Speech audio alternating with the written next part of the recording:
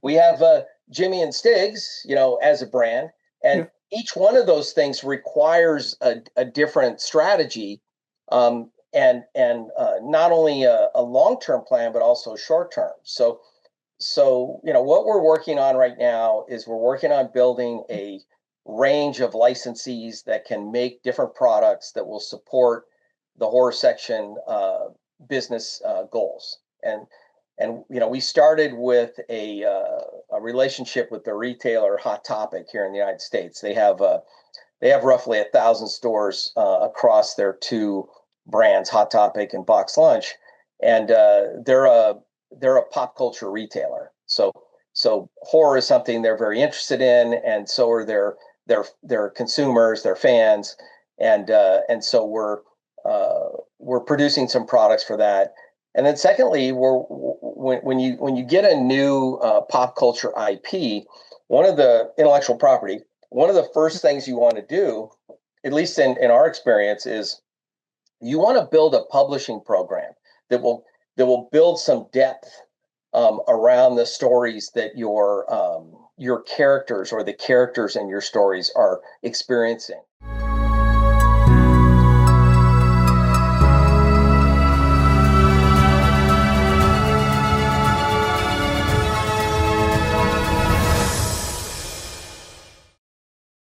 Welcome to Nova Podcast.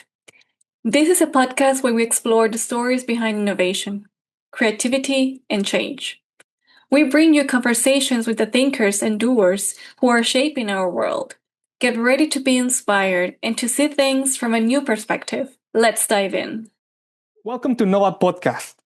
I'm here, your host, Victor Andres, and today I'm honored to be joined by John Parker, CEO and executive producer at Patencio Development, an industry veteran in global brand licensing, marketing, merchandising, and distribution.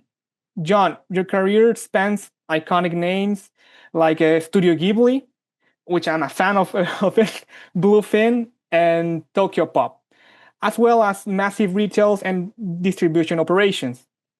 He's also guiding pop culture brand expansion across Japan, Europe, and the Americas. Welcome, John, to the podcast. I know you built a great career here, and we are really excited to hear all your stories and all your insights. The floor is yours. Well, thank you, Victor. Uh, this is a broad topic, and as a 30-year veteran of working in pop culture, I've had a few adventures and I have a few stories to tell. Where shall we begin? Please, let's start from where you are now, since the beginning until where you are now. Okay. Well, actually, you may not know this, but when I was young, I was actually a musician. And so I always have loved entertainment business. And when I realized how difficult it was going to be to become a successful musician, I decided to focus on the business side. And but I can say that karaoke is my secret weapon when I'm in Japan. And uh, my my theatrical performances on the stage in Tokyo doing karaoke gets me a long way with my various Japanese partners. But um, I started my career as a retailer.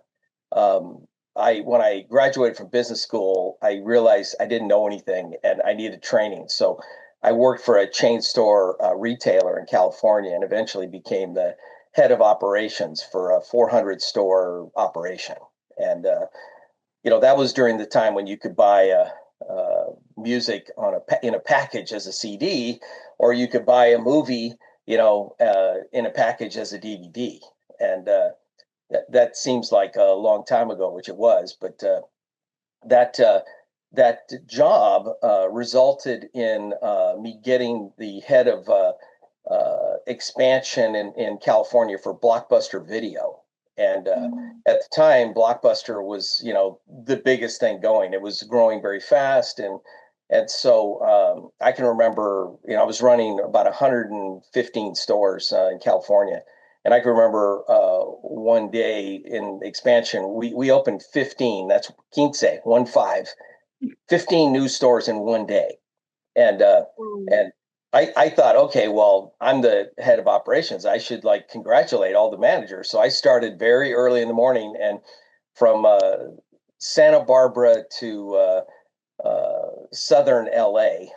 I went to every store that day. It took me it was a really long day, but it was pretty exciting to see like the different approaches to each neighborhood and how the business was evolving. But because of that job, I became visible to the industry outside of the U.S. And as I was explaining to you before we started here, mi esposa es mexicana. My wife is from Mexico, and so I learned Spanish as a young person, which I think most Americans struggle with English, let alone studying another language. But I always thought I was going to work in Latin America, but I got recruited to go and run a company in Hong Kong, and so Wow. 1994, I moved to Hong Kong with my then pregnant wife, pregnant with our first son, and built a business in Hong Kong and later in Taiwan, doing a similar thing as retailing of music and video and so on. And that kind of opened my eyes to how things business operated outside of the United States. And at the time, I was selling American entertainment to the Chinese. Mhm. And that has led me to now selling Japanese entertainment to Americans. And I'm not sure that that's that different. I mean, it's from a strategic standpoint, it's very similar. But it was a real eye-opening experience when, as an experienced business person, I went to Hong Kong and for example, my second day there, I was opening a 15,000 square foot store. So let's call it 1,500 square meters. And Oh. uh, we were working late into the night. And as a manager, I'm like, okay, well, I have to feed everybody. So I went to one of the managers there and I said, hey, we need to feed everybody. Let's get some pizza. Okay, so we called out and we brought in, I don't know, 10 pizzas or something. There was maybe 30 people working or something. So they ate the pizza, everybody was happy, and they're going back to work. But one guy came up to me and he goes, hey, where's the lunchbox? And I go, well, what are you talking about? I just bought 10 pizzas. And he goes, well, we are Chinese. We must have rice. And so that was like an eye opener, like, oh, okay, well, I can't just do things the way that I've I was successfully doing them back in the US. Yeah. Yeah, that's true. Got it. And you have built Patencio Development from ground up. And as a business owner of that, with clients reaching out over 56,000 customers, nearly 40 countries. So you have been traveling a lot. You have different cultures with and mix up with different people. How do you first scale to that level, John? For people who would like to know how to scale from a very low stage to an up stage. Well, that's a really good question. By the time I started Patencio Development, I had already been the president of Tokyo Pop, the president of Bluefin, and in between, though, I was the head of development for a distributor called Diamond Comics, and they paid me to travel around the world and find products for them to distribute. So during that time, I got to where I was working with over 700 companies in over 72 countries. And so I had a really good network.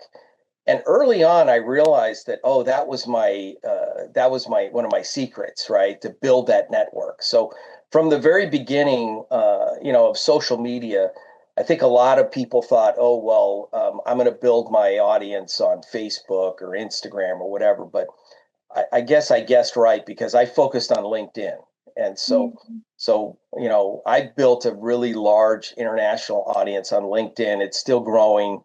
And I'm very active in talking to the community of contacts that I have. And basically what I do is I'm just intellectually curious. So like I comment and circulate posts on things that I think are useful and interesting in our business. And so, because there's so much information out there, as a curator, because I think of myself um, as a curator of information, if you can become a trusted curator, then people will read what you're doing and they'll be interested in your take on it. And then I just encourage people that are reading to comment and add perspective.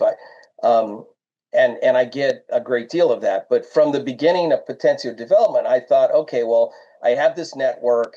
I'm just going to try to be helpful to business partners. And so I started with of those 700, I reached out to maybe about a dozen companies that operate successfully outside the United States. And I said, hey, I can help you to grow your business in the United States. It's a big country. It's very complicated. Uh, and the business practices in the U.S. can be very different from what they are in Asia or Europe or elsewhere. And very quickly, I had a handful of clients, and essentially, our methodology evolved to where I didn't say, oh, like Victor gave me the intro, like we do distribution and sales and so on. But we don't like only do that. We go through a process where we find out what the client is trying to do.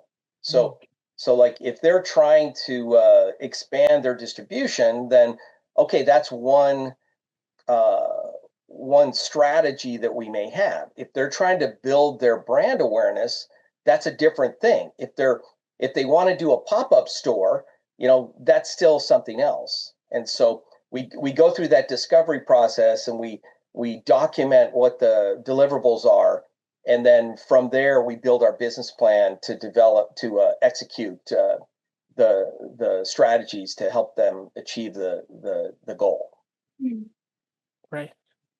And now I do have a question. Like, you led the strategic partnership between Patencio Development and Ellie Roth, the horror section. From what I gather, you focus on launching like a horror lifestyle brand through licensing and retail. Can you walk us through that collaboration? Okay, Victor, I'm very impressed by your homework. Good job.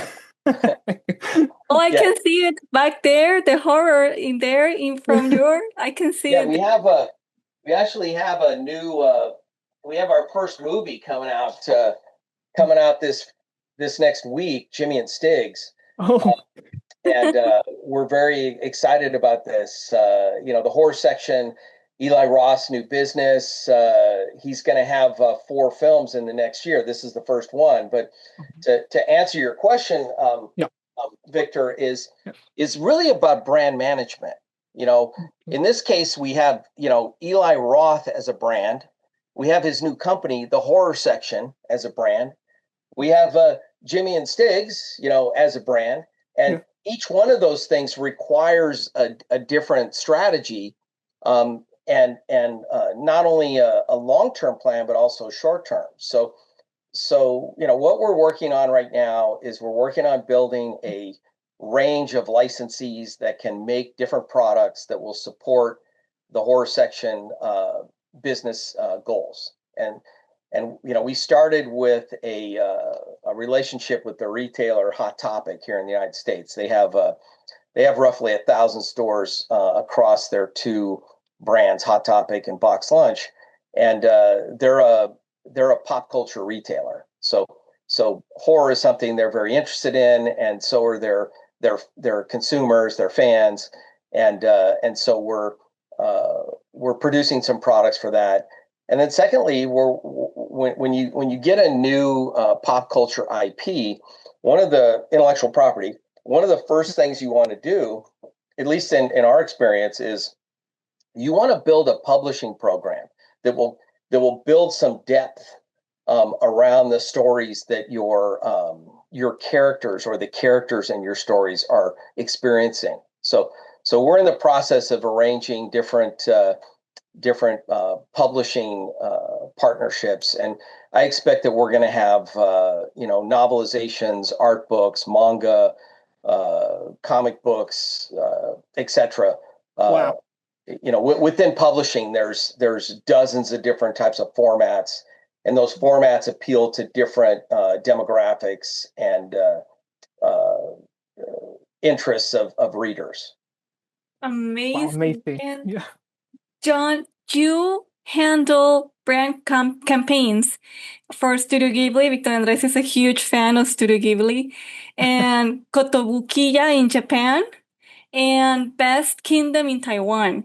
So as well as global US, right, players like Japan LA, for example. So how do you translate a brand's cultural significance to across other regions, which I don't know if it's really complicated or not? Well, it can be, but usually if you're talking to the decision makers and the leaders of these companies, and you focus on them defining what their brand essence is, like, what is the meaning behind what they're trying to do? And, that doesn't have to be a long, complicated soliloquy of description. It could be, a focus on certain parts of their IP development. So, for example, Studio Ghibli is really, and these are the two key things about Ghibli that I like. And by the way, I love the fact that you're giving me the original pronunciation as Ghibli. It's actually an Italian word that means a warm wind blowing change. And so, wow. So I didn't know that. Yeah, me neither. En español está Ghibli, pero en inglés is Ghibli, and in Japanese it's Ghibli. So, like it can vary. This is a very simple thing, but it can vary. But the two big things that if you're a Ghibli fan, you'll recognize is that, and what makes them unique is the hero of their story is usually a young girl.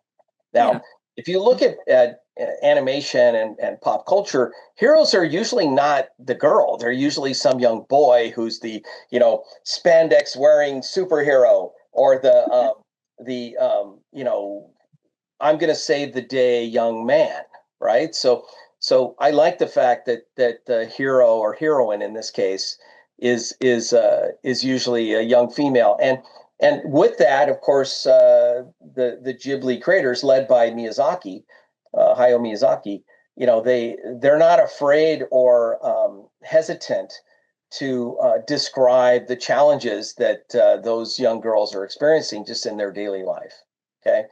So the second thing that all Ghibli stories contain is a reverence and appreciation for the environment, and that we should be respectful of the environment and the forest and water, and even Totoro is this forest creature, right? So that is pervasive across their stories, and it's actually a really good thing for us and the environment that we live in to pay attention to taking care of this world, because it's the only one we have.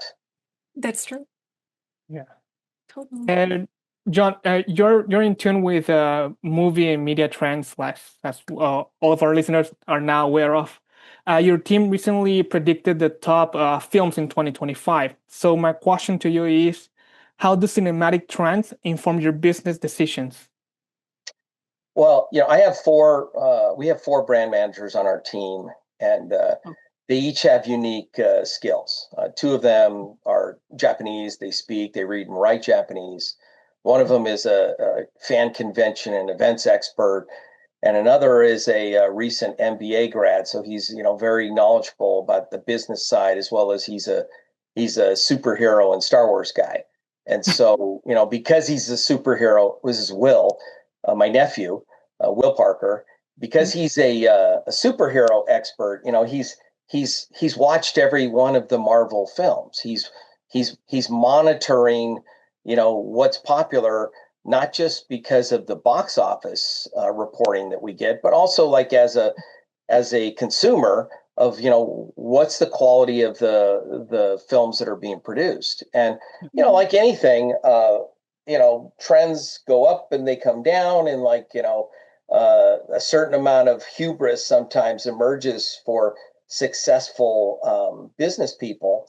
And, we, of course, are monitoring that just like we're monitoring our own performance because we want to continue to improve. And the way that any business person can do that is, as you might be able to tell from my backdrop with the number of business books that I have, that like even at my advanced age, I'm still a determined student. And, lifelong learning is critical to our ability to progress and succeed in the world. And like, because of the way the internet operates, you get bite-sized pieces of information that you can digest quickly. Well, that means you get a very kind of superficial and top level understanding, but like to really understand something well, you need to go deep.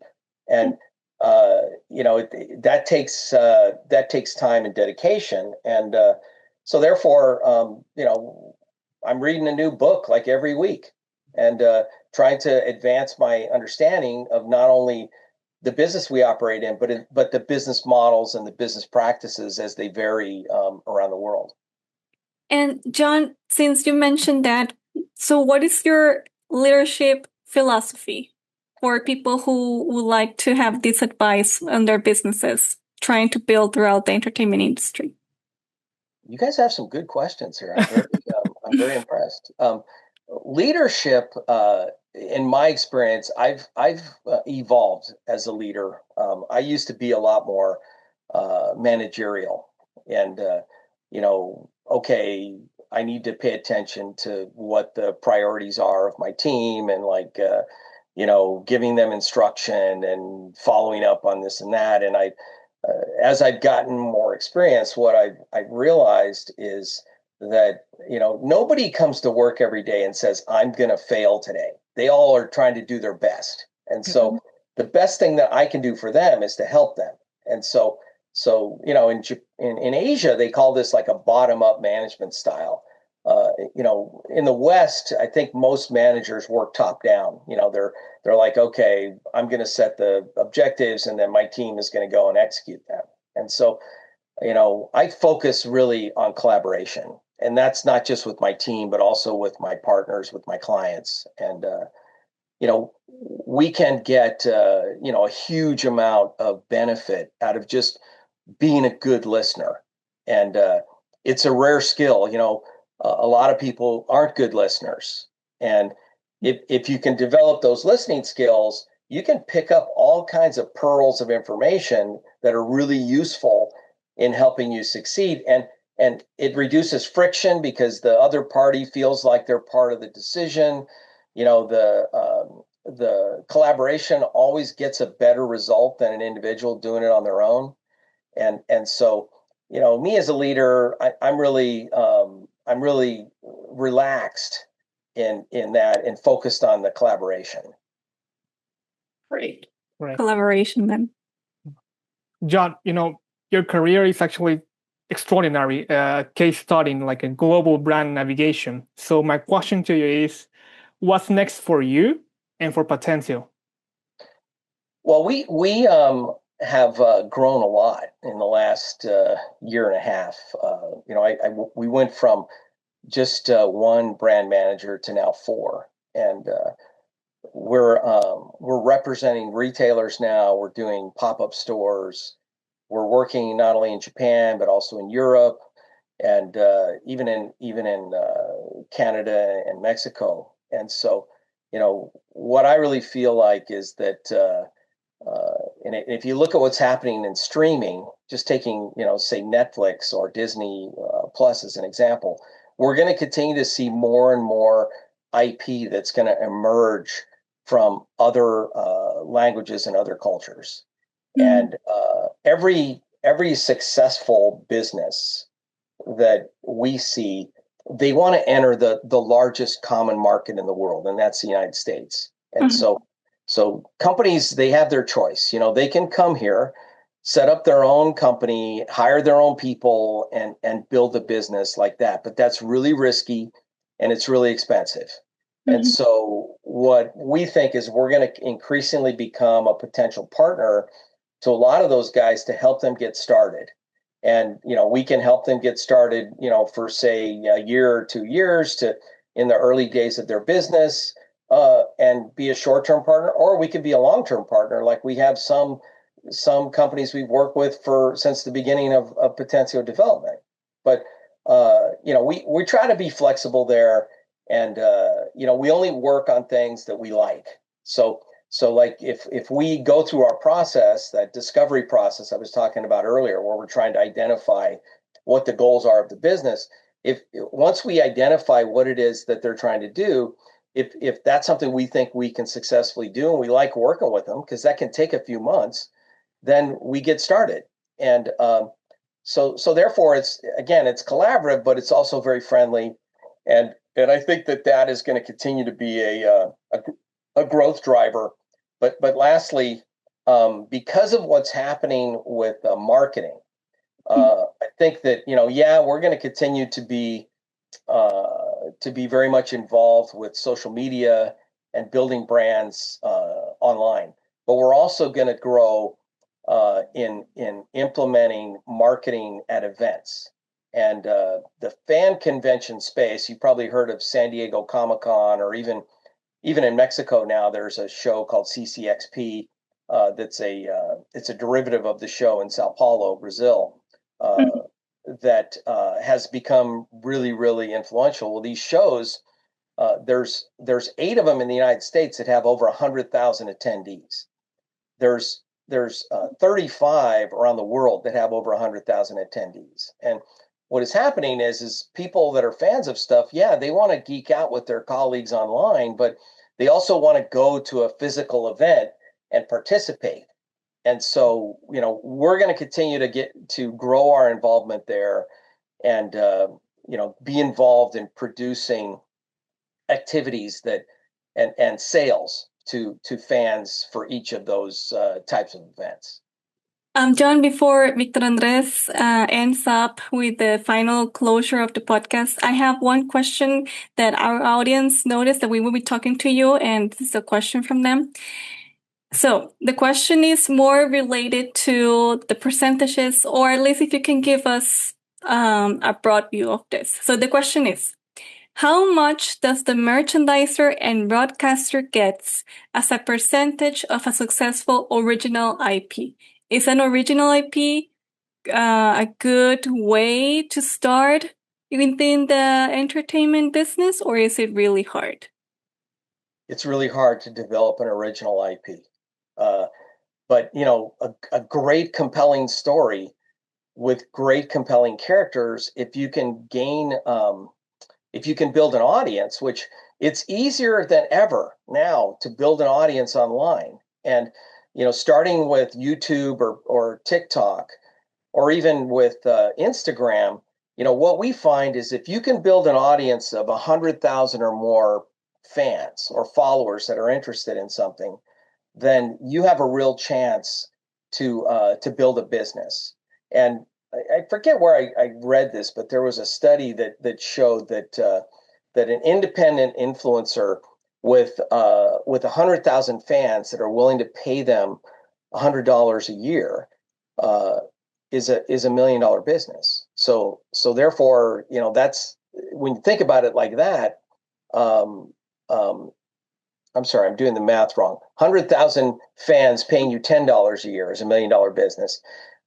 With $1 million, you can do a lot, but you need to think back to the audience, building the relationship with the audience, engaging with them, and you don't have to be Mr. Beast and have 400 million or 500 million fans to have a successful business. What you need is you need to have a story and something that people care about. And I don't know of anybody on earth that doesn't care about something. There's one company in our business that says everybody is a fan of something. Well, that's absolutely the truth. So like building your IP is where you start. And but to be more specific, if you're a brand owner, typically you would work with an agency to monetize the merchandising of your property. And so If you're working with an agency, they're collecting what's called uh, minimum guarantees and royalties, and they'll take roughly half of that. But I would just say that if you're a brand owner, not only should you be doing that, but you should also be selling direct to your audience and selling them exclusive stuff that they can't get anywhere else. And that's how you build loyalty with that fan base. All right, John, this is it. This is the end of the podcast. Thank you for joining us and sharing your story, all your insights. Thank you guys for staying tuned into Noah Podcast. If you enjoyed this conversation with John, which I actually did a lot, make sure you rate, subscribe, and stay tuned for more insights into worlds of licensing, pop culture, and immersive brand storytelling. Thank you, everyone. Please stay tuned. Thanks for joining us on this episode of Nova Podcast. We hope you're living with new ideas and a fresh perspective. Don't forget to subscribe to Nova so you never miss an episode. We'll be back with more stories and insights to help you grow. Until then, continue to explore, learn, and create. See you on the next episode.